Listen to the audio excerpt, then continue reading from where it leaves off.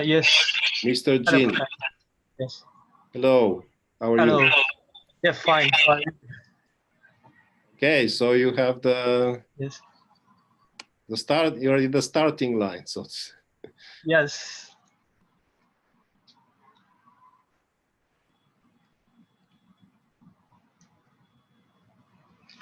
So should I start my presentation? please start. Okay.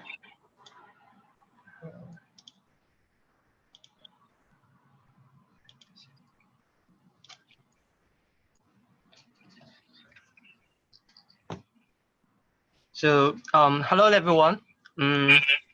My name is Jin Zhe, a third-year student in Graduate School of Advanced Integrated Studies in Human Survivability, GSAIS, Kyoto University. Before goes into details, I would like to introduce briefly about myself. I'm a third-year student in GSAIS, and the research topic is critical evaluation of solar energy for poverty alleviation project, SEPP, in the case of Jin Zhe County, China. So what is SEPP? It is basically by installing solar panels on the household's rooftop or their farmland. Revenue gained by generating electricity could distribute it to the poor people as stable income.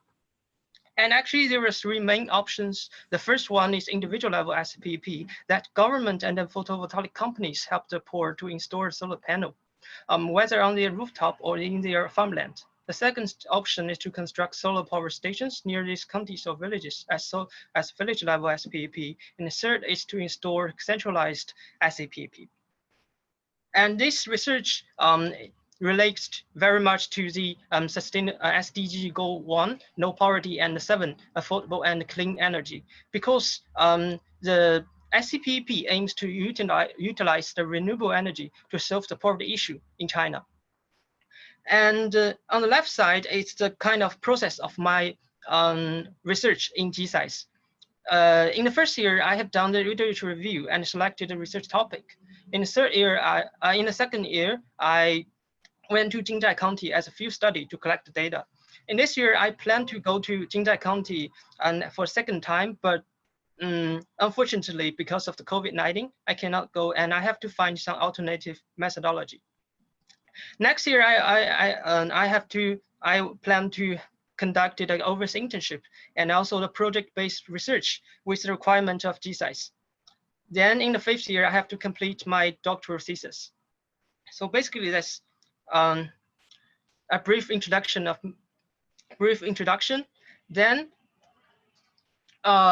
because my presentation is about the impacts of COVID-19 on the global poverty, this slide shows some poverty data. And firstly, the share of the world's population lived in extreme poverty fell from 36% in 1990 to 10% in 2015. So it's really a big progress as reducing the poverty.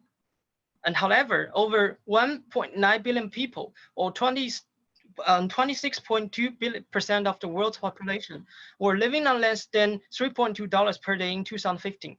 Close to 46% of the world's population was living on less than $5.5 a day. So still, a lot of people are living in poverty. And furthermore, at the global level, the potential impacts of COVID-19 pose a real challenge to the UN Sustainable Development Goal of ending poverty by 2030, because increase in the absolute size of the number of people under the 3 poverty lines would be the first recorded since 1990, and this could represent a reversal of approximately a decade of progress in reducing the poverty. And this slide shows some coronavirus disease data. So as you can see, although Americas or Europeans have the high level of infections, but newly infected, but it is becoming stable. And in a region like Southeast Asia or Africa, the newly detected or infected case is increasing rapidly.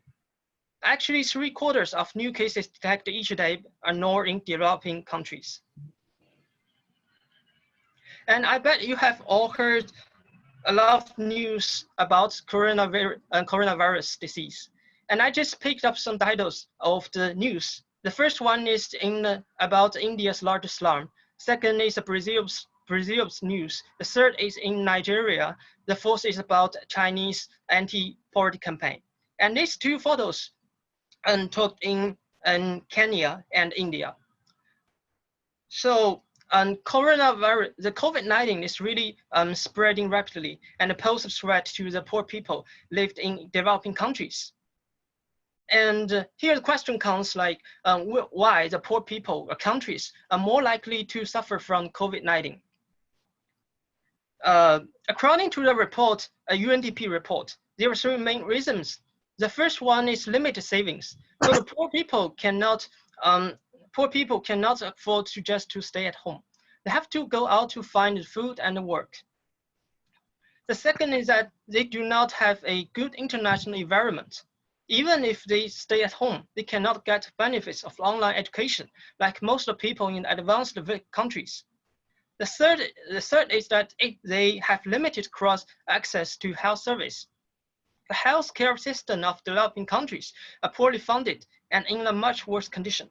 Many developing country governments, they cannot afford to expand fiscal expenditures to finance the economic recovery like the advanced countries.